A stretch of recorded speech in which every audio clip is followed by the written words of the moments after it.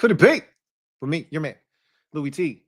Welcome to Louie's Lurking in the Comments, July 4th through the July 9th, episode number 7. This is an episode that I'm really looking forward to because of the fact that we had a number of videos last week that I put out, and there was a lot of participation in the comment section. So there's a lot to discuss. I'm really appreciative of you guys participating in the comment section and making this a fun experience. A lot of good conversations that I think we're going to have today.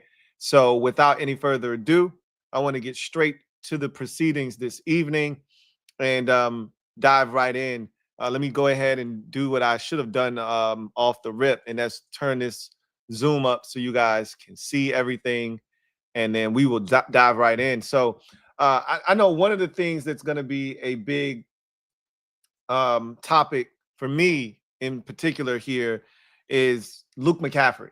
All right, I'm sick of the Luke McCaffrey hate, and we're going to cease fire today on hating on Luke McCaffrey. Okay, so we're going to dive into that. A lot of Joe Witt Jr. love in the comment section of the video that I did. We'll talk about that. But we're going to start here with the 7 youngins that need seasoning. Let them cook, crock pot edition. This was simply me talking about 7 players that I felt like weren't going to make the roster this year, right? Weren't going to factor into the 2025 season necessarily, but they could be integral parts of this team moving forward in 2026 and beyond if they develop within the program. And that's what the best of the best organizations do. They get young players, whether it's late in the draft, undrafted, and they develop them in their system. And as time progresses, as they get better and better, they become assets for that team. And that's what we've been missing here in Washington. I think that this group has the ability to identify talent that can help down the road. And that's why I did the video. So the first comment is from a YouTube watcher, 7009, who writes, can you explain what developments need to happen per player? Does McCaffrey need to learn better route running, how to block better? Does Sennett need to have a better feel for the game? Does Coleman need to get stronger? What is the thing that the players need to develop? It's tough. For each guy, it's different. Obviously, for Luke, I just think he just needed to be more acclimated to the receiver position. He was open a lot last year just to get the ball, right? But he's already a good blocker. He already has the try hard there, and he needed to get stronger. The game has slowed down. He's talked about that. He has gotten stronger. I think there are a lot of things that Luke McCaffrey would tell you that in year 1, it was a bit of an adjustment period for him. Year 2, he's going to hit the ground running. For Sennett, I think it really boils down to lack of opportunities. Like, you got 2 legitimate veteran tight ends ahead of you on the depth chart. And you know, we talk about this from time to time with players. I know I reference the NBA a lot of times when I talk about things like this. But if you want to get your young boys clock in the NBA, you got to move veterans out of the way. Vets don't want to sit there on the bench. So you got to trade them, get them out of the way to create an opportunity for your young guy to get minutes. Zach Ertz gave us way more than we thought we were going to get from him last year. He's got way more left in the tank than I think they had really thought they were going to get from him, right? Like, DQ said last offseason, into training camp, into the preseason, that the goal for Zach Ertz was to be a red zone threat, right? In critical situations, 3rd down, 4th down, that sort of thing. They didn't think they would get the amount of snaps and the amount of production out of Zach Ertz that they did last year. And so that kind of stunted his growth as a pass catcher. I think you're going to see a little bit more of Ben Sennett this year, but he blocked really well last year. Got a little banged up, and I think he ran out of gas towards the end of the season. But I think Ben Sennett, remember, when he was in college, he was sort of an H-back, right? This kind of a chess piece in the backfield, at the wing, in motion. They didn't do a lot of that with him last year. He was more in line last season. So, yeah, there was a little bit of getting acclimated to what they were asking him to do, but I think he's going to be just fine. He's going to be just fine. Coleman, I just don't think he was made to be a tackle in this league. You know, I think there are some deficiencies in his game that won't allow him to be a tackle, but I think he'll be a damn good guard. And so thank you for that comment. The Benjamins 88 says the McVay joke, next level. I probably shouldn't have said that. It probably was inappropriate, but I'm glad you got it though. You were probably one of the few that actually got that reference, but it probably was an inappropriate joke on my part. Tay times 2 times writes, if Debo, Marshawn, Payne all ball out, make the Pro Bowl this season, what does Louie Tee do as GM? All will want new deals. And if we go get to week 8 and B-Rob is injured again and the Colts and Jets are trash and they make Brees and JT available, would you be interested? Lurking in the comments, I'll be looking for your reply video, LOL. No, I would not be interested. I'm going to go in reverse order and answer the last question you asked. No, I would not be interested in adding a running back. Look, no one, first of all, Brees Hall is looking for a new contract next year. Not trying to do that. JT is already being paid top-notch money. And while both of those guys would be impact players, they also have tread off the tires. Brees has an ACL injury that, he's sustained already. I'm good on those guys, right? Running back is one of those positions you're really not looking to spend a lot of money at if you can at all avoid it. Like, if a dude is like that, then spend the money, right? You got a Saquon Barkley, you got a Derrick Henry, you spend the money, right? Those are elite, top 3 in the league backs. Like, you get a guy like Jahmyr Gibbs, you spend the money. I don't think, like, JT at one point was that dude. Like, he's had a myriad of injuries, and I don't think he's been the same guy since. I'm good on both of those dudes. I'd rather draft a running back, and I think that's their approach, is they're going to draft running backs. They're not going to spend. They're not spending money on B-Rob. So no. And you've already given up draft capital, for this year's draft in trading for Laramie Tunsil. You're not in a position to be giving up more draft picks. So no. As far as if Debo, Marshawn, and Payne all ball out, I'm open to doing something with Daron Payne if he balls out. And I don't think Debo and Marshawn are going to be here. Now, Debo, that door could be open potentially, right? But how much money are you really trying to invest? You're going to pay Terry. So you're already investing in the position. How much more money do you want to invest with 30-year-old receivers? Debo will be 30 coming up here shortly too. How much do you want to invest in 30-year-old receivers? Like, that's not a good investment. So I think this is a one-and-done situation for Debo, which is why you gave him a 5th-round pick. And Marshawn, if he balls out, I don't think an extension is in the works. He's 30 years old as well. He'll be 30 years old as well.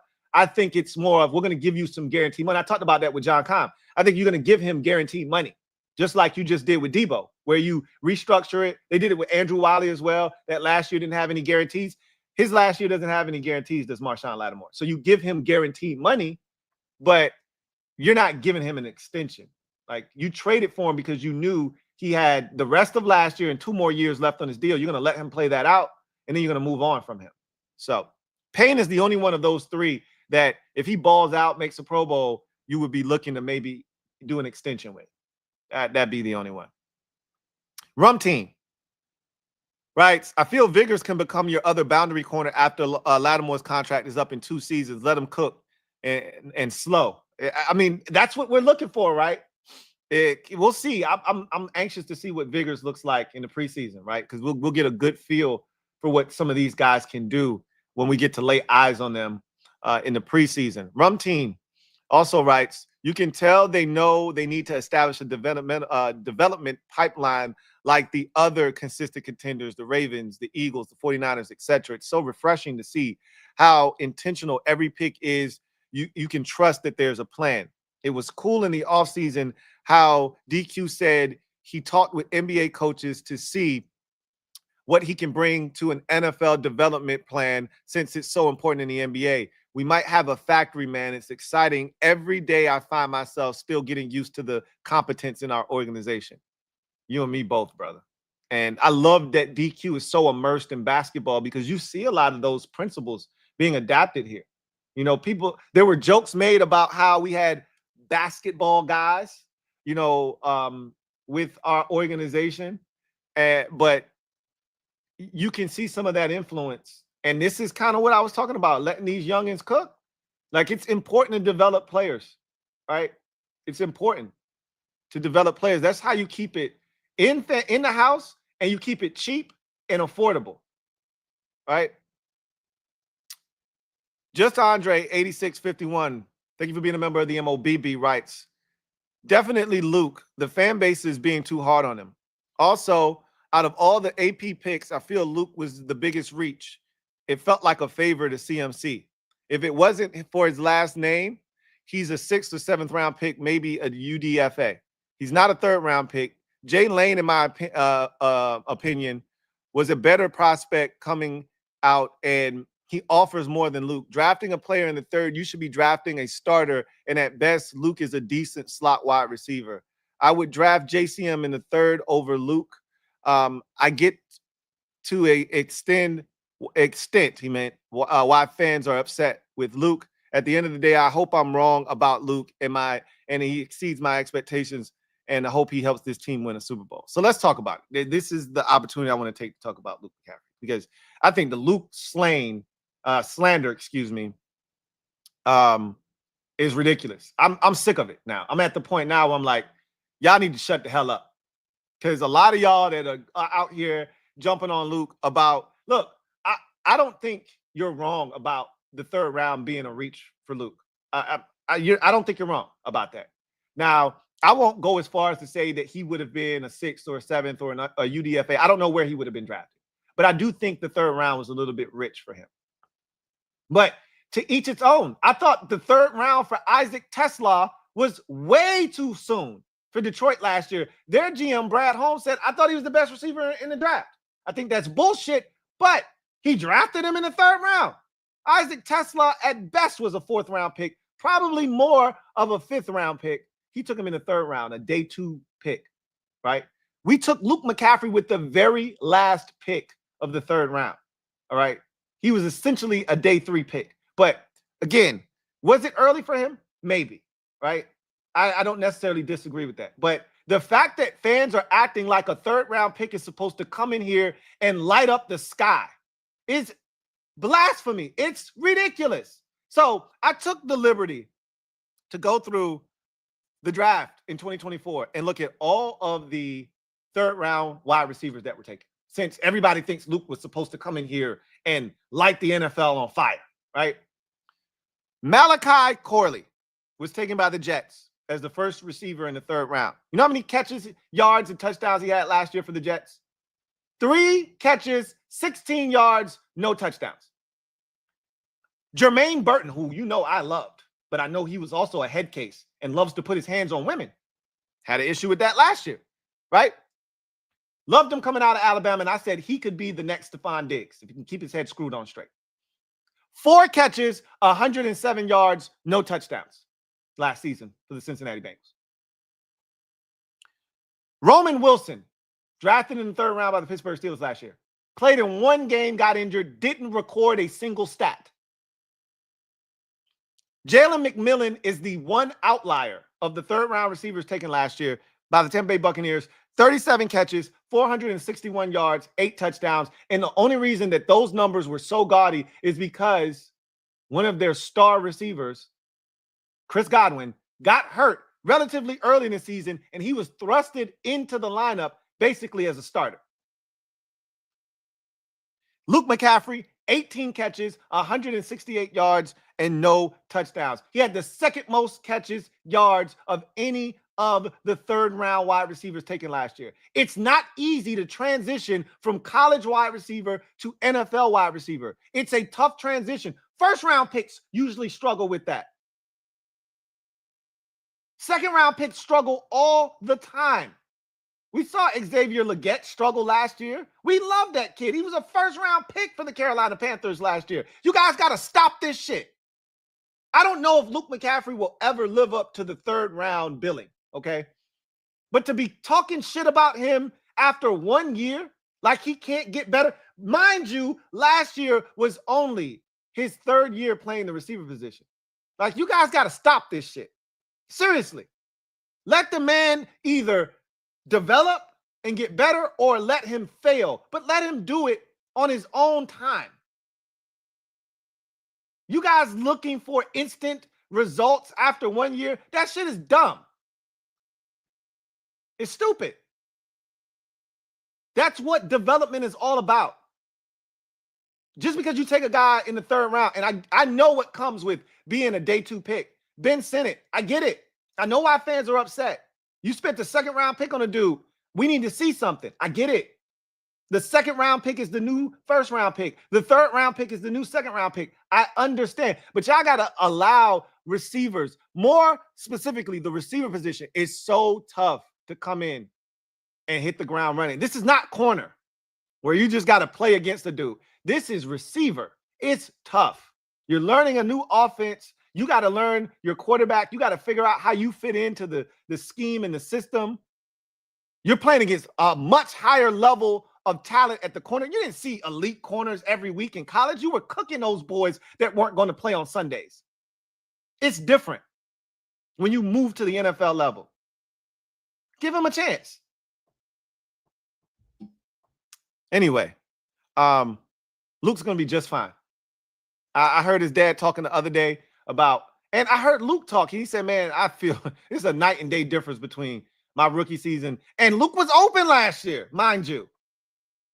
Luke was open. Jaden wasn't looking for him.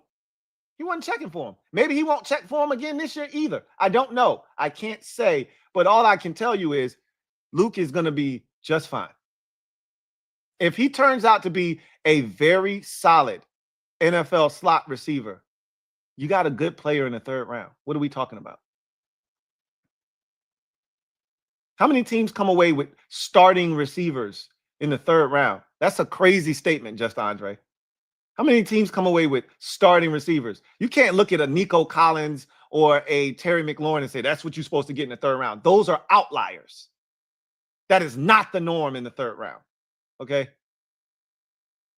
So, again, if you get a quality wide receiver in the 3rd round, you should feel good.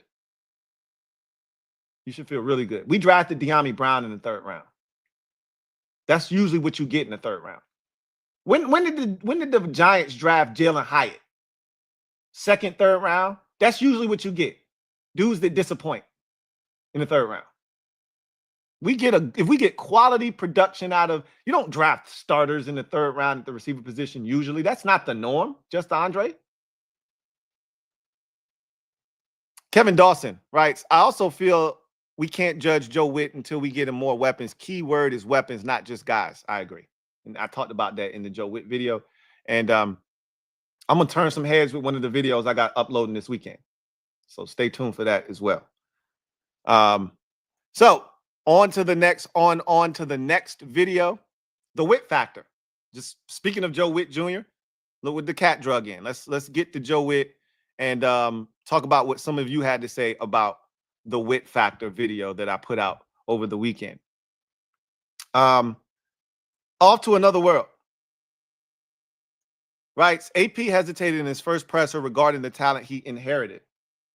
He sugarcoated his response. Joe Witt said it loud and clear, straight with no chase, essentially saying, quote, this is what I'm looking for in my players, and right now I don't have it, close quote. But we are going to work with about 18 guys to get in where we fit in. He inherited BSJ, Emmanuel, and C-ball, get ball, race car driver Jamin as core players.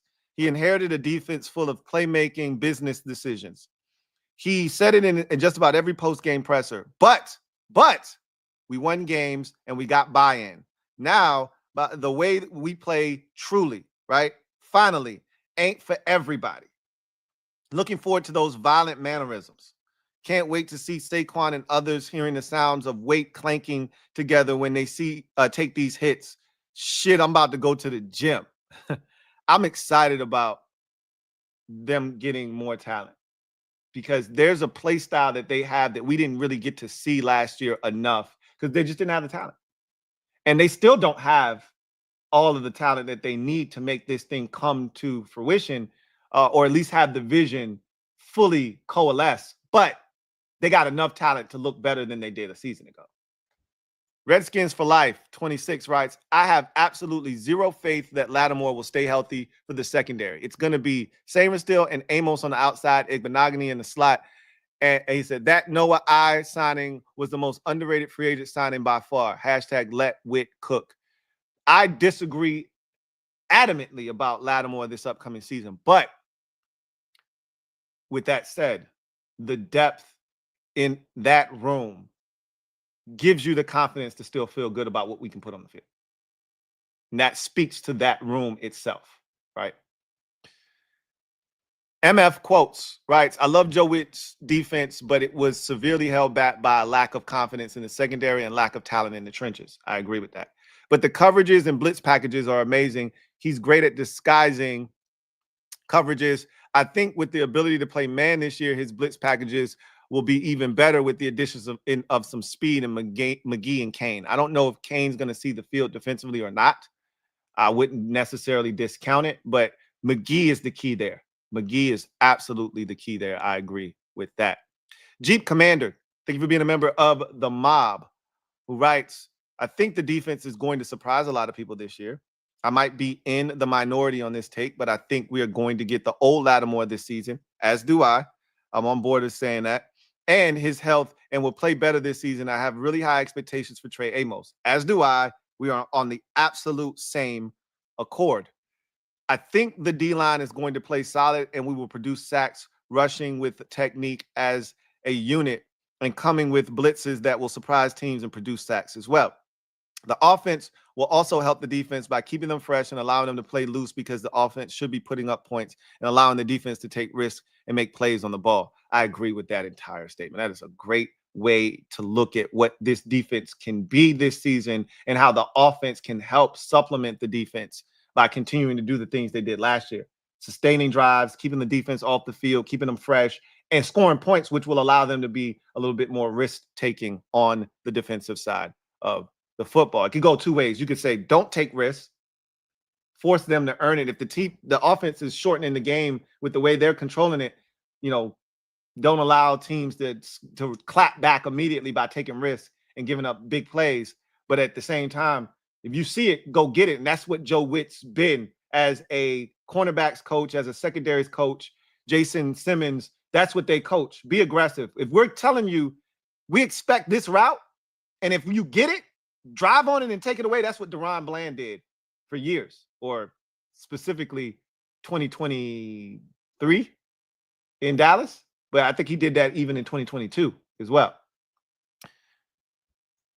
Big NRGCO, thank you for being a member of the MOBB, who writes, I know he's gone, but you guys greatly underestimate the impact of Chin and what he made on this defense, specifically on the back half of the season. He was above average. I think some people discount Jeremy Chin's his impact. I don't. I recognize what he was, but I also recognize what he wasn't. And so I understood them saying, nah, we good. Jeremy, this is what we think you're worth. And if you think you're worth more than that, go get it. But he was still a liability in coverage. He gave up a lot of touchdowns. How many times are you going to see safeties running, tight ends running up the seam wide open? Think that was an accident? He was a liability at times, but he also did some good things. I appreciate his service. I don't have any negative things to say about Jeremy Chin. There are a lot of people that will try to kill him now that he's not here. I appreciated him here. He did exactly what I thought he was going to do here. Tay times 2 times. Or Tay 2 times. I always mess that up. The only time I was really disappointed in the defense was the 2 Giants games. Giants suck and get trounced by Dallas and Philly, and it just seems like we can never dominate them. Hopefully week 1 this season with better DBs, we can dominate them. They ran for like 5 to 7 yards every first down and threw hitches to neighbors all game, and we couldn't stop it. I was really, really frustrated with the Giants games as well. Like, I'm sick of the Giants fans thinking that they on our level, right? And we really facilitated that. We created that monster by letting them beat us even when they sucked all those years, because we sucked too. But last year, we were way better than them, and those games had no business being as close. Now, the first one, we were still trying to find ourselves. We were 0-1, rookie quarterback, everything, the whole 9 yards. We were still young in the game. That second game in week 9, we should have kicked their ass. We were up 21-7, I think, at halftime, something like that. That game had no business being close. And we let it be closer than it needed to be because we couldn't get stops when we needed them late in that game. Orman 91 wrote me a whole War and Peace novel. So this is in regards to DaRon Bland. He says, look, I understand trash talk against rivals can be funny at times, but the DaRon Bland disrespect is a little much. Not the first time. Loyal watcher of the shows. I'm not going to sit here and tell you I haven't disrespect. It's not even disrespect. That's my opinion of DaRon Bland. I don't think he's a great NFL corner. Just because you get interceptions doesn't mean you're a great NFL corner. Dominique Rodgers-Cromartie, a lot of interceptions in his career. Antonio Cromartie, his cousin, a lot of interceptions in his career. Does that make them great corners? No, they weren't great corners. Dominique Rodgers-Cromartie was here in Washington. Wasn't a great corner. Just because you get an interception doesn't mean you're a great corner. DaRon Bland was a 5th-round pick for a reason. And guys slip through the cracks sometimes. He had a hell of a season in 2023. I also watched him get cooked in that 2023 season. I watched DK Metcalf work this man over on a Thursday night. Had 140-something yards in the first half against that man. I don't think he's an elite NFL corner. That's my opinion, which I am entitled to. He says, the guy set the NFL single-season record for getting the most pick sixes, 5. That's a great feat. Again, doesn't make you a great corner. It means you have excellent ball skills. That's what that means, right? For the 2023 season, and I feel like Joe Witt Jr. and company put him in great positions to attack the football, which was the point that I made. He got 9 interceptions and made the NFL history books. He said he got an All-Pro and a Pro Bowl. And with the talk of needing to get takeaways every season for Washington, you know how difficult it is for one player to get just a few takeaways. None of that is something. All of that is true, right? I don't disagree with any of that. I know if Mike Sanders still had accomplished the same NFL record, you'd bring it up probably when talking about the DBs and the defense. Of course I would, but Mike Sanders still was also the 2nd-round pick. Mike Sanders still also a national championship winning player for the Michigan Wolverines, playing in some of the best football in college football. And also Nick Saban called him the best player pound for pound in the 2024 NFL draft. So if I say something like that, it holds weight and credence because that's to be expected from him. Again, DaRon Bland was a 5th-round corner, was an afterthought, right? That was brought to prominence by the ability to take the football away. So again, they're not the same. Okay, those two are not the same. And I think Mike Sanders still had a pretty good rookie campaign, if I would say so myself, with 4 interceptions in his rookie season. So you jump on anyone that had criticized Mike Sanders. No, I wouldn't jump on anybody. You can say what you want. I know what I believe. I know what I believe about Mike Sanders still. You can believe what you want to believe about Mike Sanders still. Right? And said the words you said about Bland. No, I wouldn't. I'm going to defend my guy, which is what you're trying to do. I got no issues with you defending DaRon Bland, but I have an opinion on DaRon Bland, and nothing you say is going to change that, right? He can prove to me that he's a better player than I'm giving him credit for. I just haven't seen it, right? No matter the team a player is on, we should respect the player's skill, talent, and their ability that broke an NFL record. If it was easy, everyone would do it and do it yearly as well. I'm cool with supporting a player and saying he can't guard my receiver or saying my cornerback can lock your wide receiver all game. Stuff like that changes from game to game, season to season. It either changes or stays the same depending on how the player did in the games. Omar, thank you for the comment. And again, I feel the way I feel about DaRon Bland, and I'm going to continue to say the things that I say about DaRon Bland because I believe them to be true. He's a talented player. He's got tremendous ball skills. I don't think he's an elite corner, though. So I wouldn't back down from DaRon Bland. When Terry broke the record last year against Dallas, he broke it on DaRon Bland, right? Like, and I'm not saying that Bland didn't have great coverage or he was just coming back from an injury not too long ago, all of that good stuff. I'm aware of all of that. You can attack DaRon Bland is what I'm saying. I'm not running from DaRon Bland. So my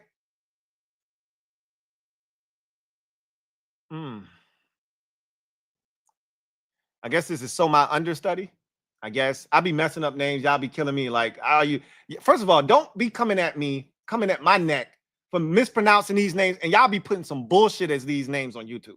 Then y'all be acting like I'm just misreading some shit. Come on, man. Don't be coming for my neck. Y'all really be coming at me sideways. You mispronounced my name, Louie. Of course I did. You got all kinds of shit in there, and that I'm supposed to just guess. Anyway, I digress. I really hope Will Harris does us some justice. I'm not sure. Haven't seen much of him. Still, hopefully, we can develop him to a beast for us. I think he can be unlocked in this defense. I really do believe that. I really do believe he can be unlocked in this defense. I really do. Justin Evans, 182. Right, man, Lou, every time I go back and watch those games, Chin is almost popping out, making plays. I'm worried he's going to be a big loss for this defense, and he may be. He may be. I don't think he's going to be as big of a loss as some of you do, but I understand the angst. Like, we don't know what Will Harris is going to provide. We don't know what he's going to be. This is what we can say. His coverage will be better. As a former corner, Will Harris's coverage will be better than Jeremy Chin's was, but is he going to be as good down around the line of scrimmage? We know he can hit. We know he's fast as hell, but can he put it all together? I'm banking on him putting it together here in Washington. He's got all the traits, but we'll see. There were games where Jeremy Chin was lights out. The first Eagles game, Jeremy Chin might have been the best defender on the field. I could think of maybe one more game. It was one earlier in the season. I was like, man, because early in the season, Jeremy Chin wasn't doing shit. I remember criticizing him. It wasn't until like week 3 where he started to really get his footing. So he had some games, though, where he was really good. Dominic DeShazo writes, I'm optimistic that the turnovers will increase and will specifically interceptions. Last year, top 3 corners at this point last season were BSJ Forbes and Michael Davis. This year, it'll be a healthy Lattimore, a year more experienced Mikey, and the rookie Trey Amos, who sounds like he fits in great based on the free agent signings. We should be much improved at stopping the run as well. Where I'm concerned is who is getting to the QB, which a lot of people, you're not alone in that, are concerned. But we'll see what happens ultimately, right? Ade Smith writes, yes, I am 100%. Can't get any worse with it, because I said, are you with it? And he says, yes, I am 100% with it. Can't get any worse. Witt proved he can do well at times last year. The Philly game, the first one until the fourth quarter, in the wild card game against Tampa as well. Now, again, I made sure I made mention of this, the wild card game against Tampa, he was very much so aided by the fact that the offense just stayed on the field in that game. Long drives, eating up tons of clock. Tampa didn't have the ball a lot, but they did get 2 stops in that game. And I don't want to say forced a turnover, but was able to be opportunistic when the ball hit the ground, which was huge in that game as well. So you do have to give them credit defensively in that Tampa game for sure. And even to a lesser degree against Detroit. Not our fault they stopped running the ball, but, when they put it in the air, we took it away. Charles J. Willard writes, overall, our defense was average except against the run. They made some changes on the line. I hope they work. The thing that I like most about Witt is his focus on speed and physicality. These 2 athletic traits are essential for any defense. We're going to see improvement this year, and that's on top of a defense that was not horrible last season. I agree with that. Like, a lot of people try to make it out like this defense was awful last year. It wasn't an awful defense last year. I thought Witt did a solid job last year, which was average based off of what and you could even argue an above average job he did based off of what he was presented from a talent perspective. Raymond Smith writes, I remember saying in Rio's live chat, I think it was the Steelers game, that Joe Witt can't make BSJ run faster. That was my epiphany to just how low of a talent our defense had last season. Again, you could chalk up at least 2 losses directly to Benjamin St. Juice And there were other games that were close to being losses because of him and Michael Davis and others in that secondary. In week 1, Emmanuel Forbes did something I had never seen before. The man got penalized, I think, 3 times on one play.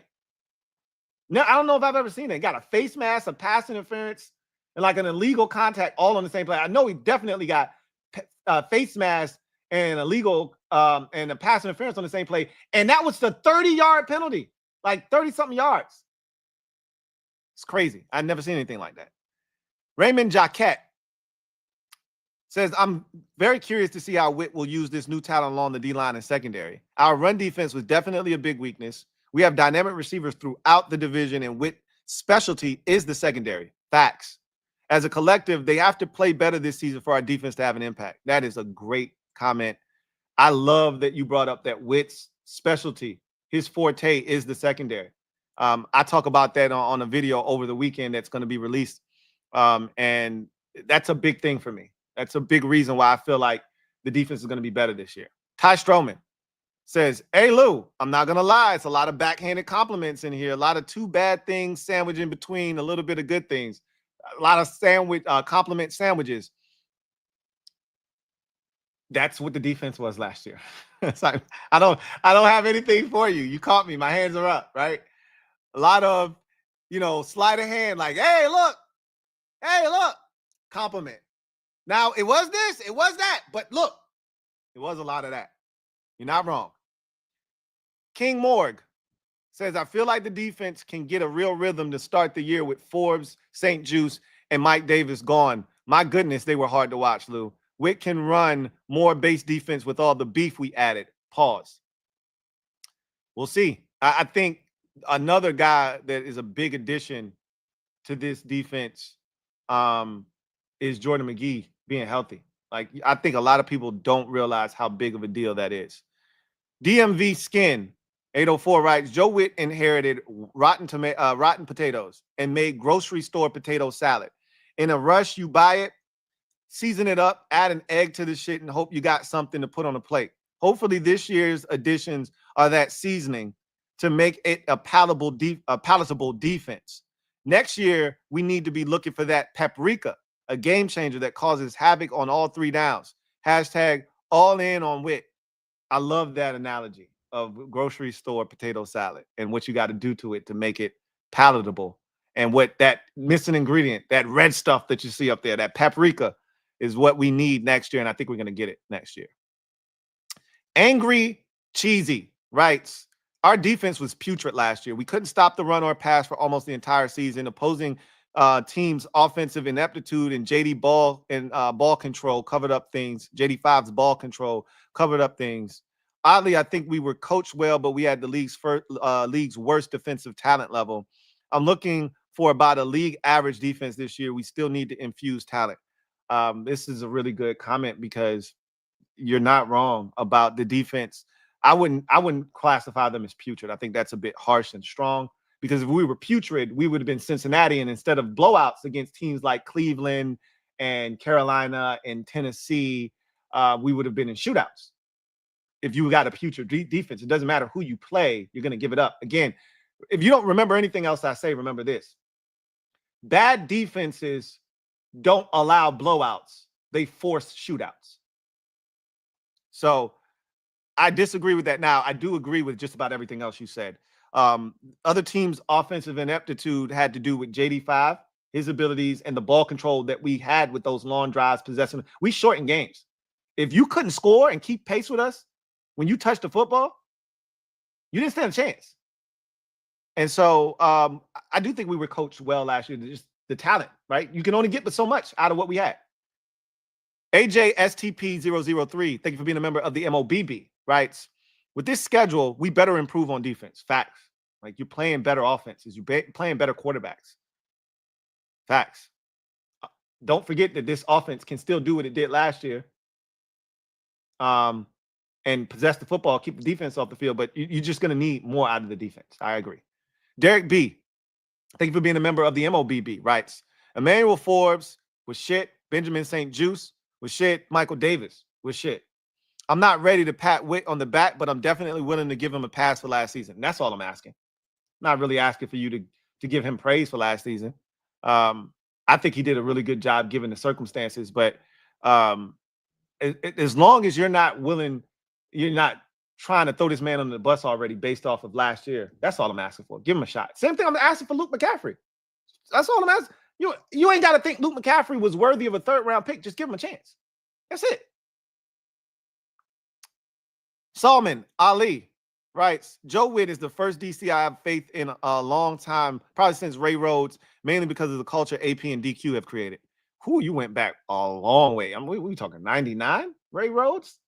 Nah, I had confidence in Greg Williams. M. Jones, right? You forgot to go back to the Tampa in your count of 30-plus games, so it was 5 times we gave up 30, but still not very many times, LOL. Yeah, when I went back and watched the video, because somebody like timestamped something and I watched it, then I saw the count and I was like, I did it twice or 3 times, and I left out Cincinnati when I went back. I left out Tampa the second time. I left out Cincinnati the first time. And so, yeah, it was 5. Good catch there. Christopher Wiggins, right? I agree, Louie Tee. I think we're still missing an elite edge rusher, but this offseason we got better on defense. I'm excited for year 2 of Witt Jr.'s scheme, as am I. We definitely got better. And Joe 60 writes, Joe 360 writes, they weren't consistent with their efforts. Number 20 was horrible. He was inconsistent against the run and pass, far too many missed tackles. I hate the 4-2-5 Buffalo nickel. 0 is far too small to be effective in the box. The scheme is small in the box, and thus they're easily gashed. Soft like ice cream, creamy scheme. Damn, it sounds like the coaches before this group.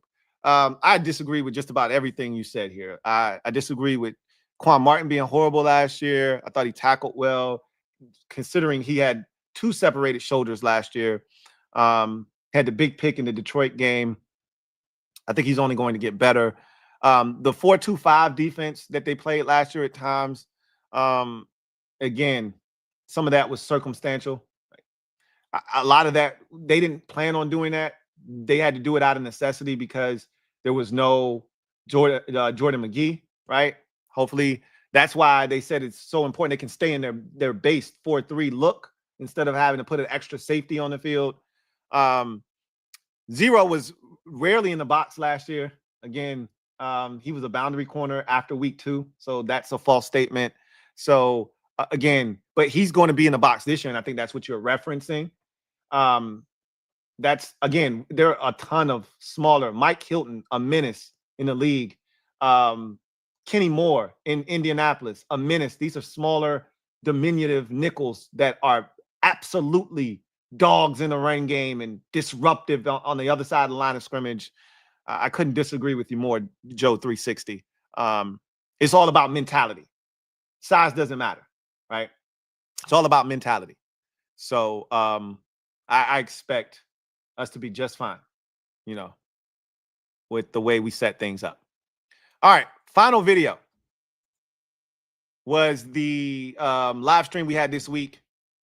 I predicted the new alts would be the championship unis. That was not hard to do.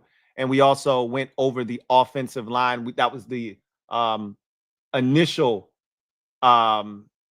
episode in the series that we're doing, the Command Core series, where we're going to go over every single position group. So let's go through these comments quickly. Moneyshot 2179, thank you for being a member of the MOBB, writes, Louie, again, no team uses 10 offensive linemen anymore. We go through this every year. There's no need for 10. Interior offensive linemen are flexible. That's their value. I understand that. We could have used 10 last year. Now, couldn't we have?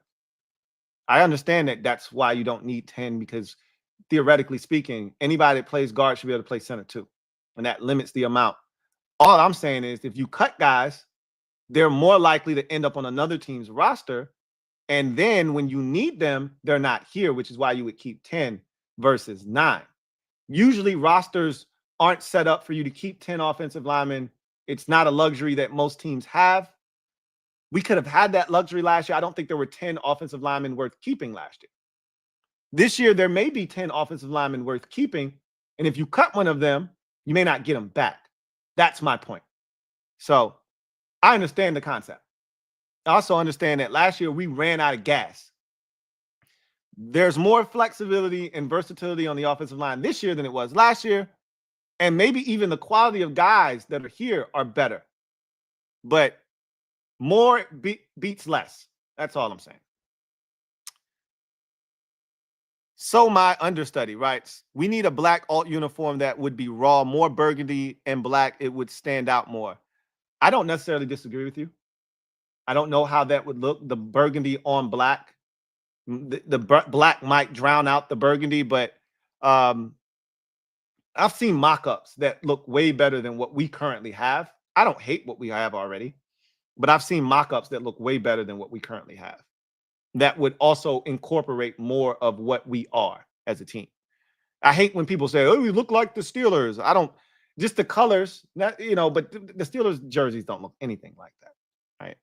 For one, the Steelers jersey feature white numbers. There's nothing on our jersey white, right? Like, it's crazy to me. But again, people are going to say what they want to say. Dream Chasers says, every time I see a pic of Sean, my mind goes to what could have been. And that is not what I was looking to conjure up. It was just a great pic of one of my favorite players to don the jersey. And I knew that's what we were going back to. So I just threw it up there. But yeah, I mean, anytime I think about Sean Taylor, I always think about what could have been. I think that's the struggle in that situation for most fans, is what could have been with Sean. Oh, so misunderstood. How the hell was I supposed to know? See, this is the shit I'm talking about. How in the hell am I supposed to get so misunderstood from that? MYS? Really? I got it now, though. Okay. I'm never going to get those right, guys. Like, you're killing me. You're killing me, Smalls. Oh, my God. WLS 1180 says, while talking about O-line penalties, the ineligible down the field penalties kind of stick out too to me. That's really it. Scores off the boards are killers. That Bears game was really big for that, right? We had, I think, one touchdown called back and another one down to the 1 yard line called back because of ineligible men downfield. So when I talked about the penalties on the offensive line, I didn't say we didn't have any. We just didn't have a lot of, and again, those were in the battle penalties, not procedural penalties, not pre-snap penalties, which are the ones DQ said he really can't stomach. But yes, I agree. Those are killers. It's hard to ask an offensive lineman on plays that break down and take a little bit longer than it's supposed to not go down the field. You know, it's tough. Marcus B says, Lou, how the Bears line better?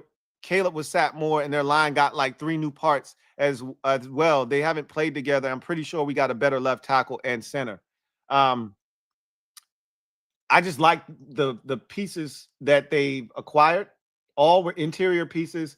The 2 tackles that they played last year were young, got experience, didn't do poorly last year. Think that they're going to be much better this year.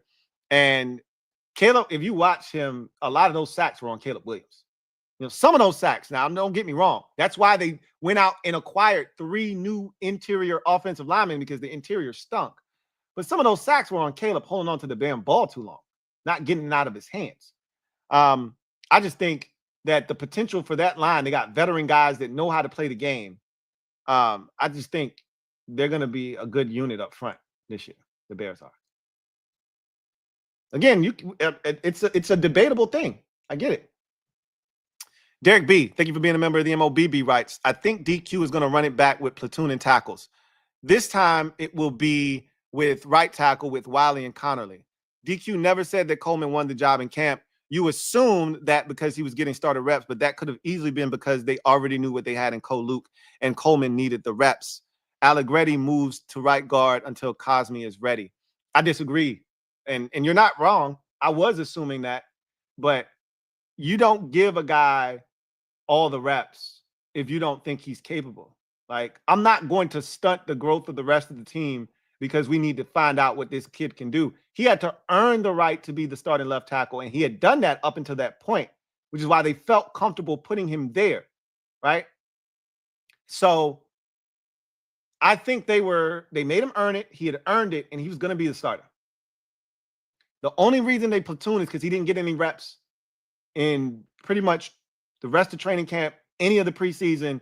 And so he wasn't ready to just take on the full workload of being the tackle, starting tackle. They wanted to get him more acclimated and up to speed. If Connolly's healthy, he's going to be the starter. There will be no platooning here with Andrew Wiley. You could be right. And again, it's how ready is the kid? He may not be ready for full-time duties. And they may say to themselves, what we did last year worked just fine. So let's do that again. I just don't see that being the case. Wiley will start camp as the starting right tackle. As time progresses, just like it did last year, Connolly will take over slowly but surely. And eventually, by the time we get to the first joint practice, he will be your starting right tackle if everything goes according to plan, and he won't look back. That's what it would have been last year. And again, I'm assuming, you're right. I'm assuming. I don't know that. But I am assuming that, and I'm assuming that that's what's going to happen again this year. Derek B, once again, thank you for being a member of the MOBB, writes, offensive line penalties kept us out of the end zone in the first Giants game. Cosme had 11 accepted penalties. He had 4 holds to Laramie Tunsil's 2. Cosme also had a personal foul and 2 ineligible downfield penalties. 1 reversed to Jaden touchdown pass versus the Bears. We just talked about that, actually. This O-line wasn't perfect and had penalty issues. Tunsil needs to get his false starts down, but he had 5 versus the Vikings when the rest were targeting him. Yes, early in the season when they were trying to make an example out of tackles, lining up, in the backfield, things of that nature. But also, and I never said our line was perfect. I said we had penalties last year, but we didn't have a lot of pre-snap penalties is what I was referencing. All right. Those Cosme penalties that you're talking about, holding penalties during the play, right? Like DQ said, and I'm with DQ. I'm all about combative penalties. Like, I don't want penalties at all. But if you're going to have them, the combative ones, those shits happen. I don't want a hands to the face, but the shit happens in the heat of the battle, right? I don't want a holding penalty, but holding happens on every play. You get caught sometimes, right? Those are down the field. That shit happens. You don't want a down the field penalty, but if it's a screen and you count 1 1,000, 2 1,000, and you take off and the quarterback still has it on 3 1,000, it just happens. Shit happens, right? Laramie Tunsil's penalties were before the ball was even snapped. That's a problem. A lot of these penalties that we're talking about, how many penalties did Brandon Coleman have before the snap? How many penalties did Sam Cosme have before the snap? That's what I'm referencing. Those penalties that take you from 3rd and 3 to 3rd and 8 before you even snap the ball. That penalty that takes you from 2nd and 3 to 2nd and 8 or 2nd and 8 to 2nd and 13 before you even snap the ball. Those are the ones that drive you nuts. Penalties suck whenever they happen. But the ones that you don't even get a snap off and you already have an infraction, those are the ones I was referencing. Those are the ones that Laramie Tunsil struggled with a season ago. JLG, right? First of all, thank you for being a member of the MOBB. Right. If you watch PFF podcast, when they released their O-line rankings, they admitted that most people would think 19 is too low, which most of us did. However, after thinking about the O-line with more detail, without Sam Cosme, I can understand why they have ranked us so low. We could be starting 4 offensive linemen at different positions: Laramie Tunsil at left tackle, Coleman at left guard, Allegretti at right guard, and Connolly at right tackle. This line is definitely better than last year, but we'll need time for everyone to get on the same page. And I understand all of that. You're not wrong about any of that. Still, even with Cosme being out, this is not the 19th best line in the NFL. And even though we're going to have 4 new guys on the line potentially, or in different spots at least, all of them have played these positions before, right? Laramie is a left tackle and has been that for the vast majority of his career. Coleman has played left guard, not at the NFL level, right? Only in camp, but he's been the left guard before, right? Allegretti has played right guard a lot in his career when he was with Kansas City. And Connolly, he's the one guy you're asking him to do something that he's not accustomed to doing, which is playing right tackle. So I understand why you could, question some of the offensive line cohesion early and all of that stuff, that's fine. But again, a lot of the lines that they put ahead of us, just like the Bears line that I just brought up, they had the Bears line like top 7. That's a bunch of new parts. So what's the difference? You know what I'm saying? And just because Cosme's out, yes, he's a huge part of this line, but the guy that they're putting in there, he's a solid replacement. It's not like you're putting mince meat there. So I just think 19 is too low. I just think it's too low. Even with him being out, I think it's too low. A Terp from the DC in the ATL, thank you for being a member of the MOBB, who writes, hey, Lou, thanks for all you do to keep us in touch with our Washington football spirit. I'm an OG from the George Allen days with the Over the Hill gang and our first Super Bowl appearance, back in 1972. I say that to say that in no way do I give an F about throwback anything, including jerseys. For me, Snyder fully killed any nostalgia I have for the old stuff. Touche. I know a lot of people that feel that way as well. Snyder killed a lot of enthusiasm, and then the name not being the same killed the jerseys and all of that nostalgia as well for some people. Like, if you're not going to bring back the name, then I don't need the jerseys. That's how some people feel. Like, there's some people like, yo, the jerseys are clean, but you still got that nasty W on the helmet. I don't have any issues with it, but some people are like, I don't give a shit with the jersey because you still got the W on the helmet. So you're not alone. There's some people out there that feel the way that you feel about that. A Terp from DC in the ATL, once again, thank you for being a member of the MOBB, writes, hey, Lou, if you're lurking in the comments after listening to the Kings on replay, I have to say that the order, so we had an order exercise on the show. Gave them 5 items that we had to improve on, and what order would they put them in. He said number 1 would be run defense, number 2, the fourth quarter defense, number 3, turnovers, number 4, rush offense by the running backs, and number 5, place kicking. He says, I think we got ripped in the fourth quarter, was in a huge part because of our bad run defense. Ironically, I feel it was so bad that it led to losses and having to have 5 bring us back last minute and comeback wins, which is what I think, he says, which I think is going to be way harder this year with better overall opponents, which I don't necessarily disagree with. I almost had fourth quarter defense second. I told them that on the show. I had turnovers as 1, run defense is 2, but I almost had fourth quarter defense as number 2, and then run defense is 3. But you got to improve the run defense, man. You got to improve that. But the fourth quarter defense was almost our demise last season. And in the games that we did lose, it was our demise. So you guys killed it again in the comment section, man. You guys are awesome. Please continue to comment in the comment section. That's going to continue to power Louie's lurking in the comments. You guys drive this particular show, and without your participation, this show doesn't exist. So continue to kill in the comment sections. It's going to continue to further these conversations. I think we have great discord in this particular space here for Louie's lurking in the comments. So continue doing what y'all do, and I'm gonna continue doing what I do, which is lurking in the comments. Man, I appreciate y'all. Look forward to chopping it up with you guys next time here on Louie's lurking in the comments. Enjoy the weekend. Plenty more content coming out to keep you guys engaged over the weekend. But until then, I'm your man, Louie Tee, signing off. Remember, if you keep commenting, I will forever and always be lurking in the comments. See you guys next time. Have a good one.